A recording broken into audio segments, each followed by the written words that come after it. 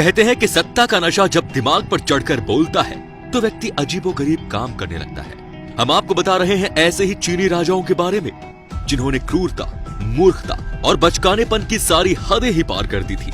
ये है चीनी शासकों के अजीबोगरीब कामों के किस्से। 10,000 महिलाओं वाले हरम में बकरियों के जरिए करता था चुनाव। ईस्वी 266 से 290 तक राज करने वाला एम्परर वू जिन राजवंश से नाता रखता था। उसका बहुत सारा समय हरम में बीतता था।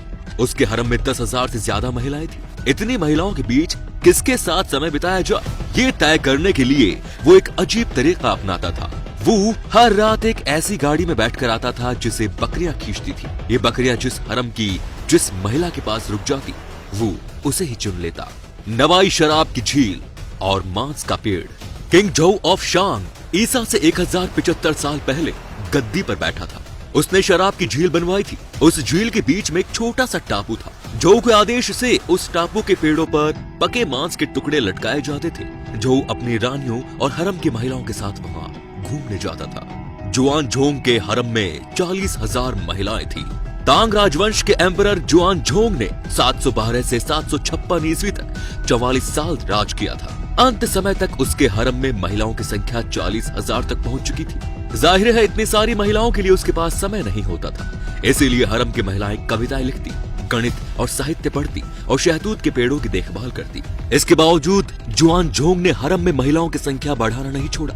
कहा जाता है कि उसने अपने बेटे को इस बात के लिए मजबूर किया कि वो अपनी पत्नी से रिश्ता तोड़ ले ताकि वो उसे भी अपने हरम में शामिल कर सके। कुछ सामान्य शब्द बोलने पर भी देता था मौत की सजा।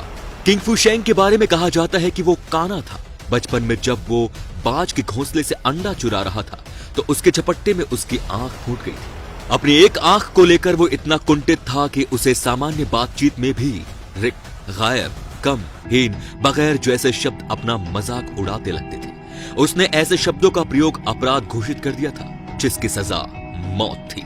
मंत्रियों के साथ खेलता था बच्चों जैसे खेल। 1505 में 1521 के बीच राज करने वाले एम्परर झेंडे को 13 वर्ष की उम्र में ही राजगद्दी मिल गई थी।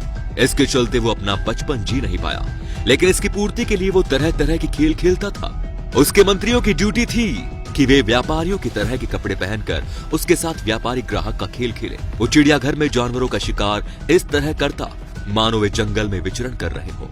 तो दोस्तों, चीनी राजाओं के इन अजीबोगरीब हरकतों को देखकर आपके मन में क्या विचार आते हैं, हमें कमेंट में जरूर बताएं। और वीडियो पसंद आया हो तो शेयर जरूर करें। धन्यवाद।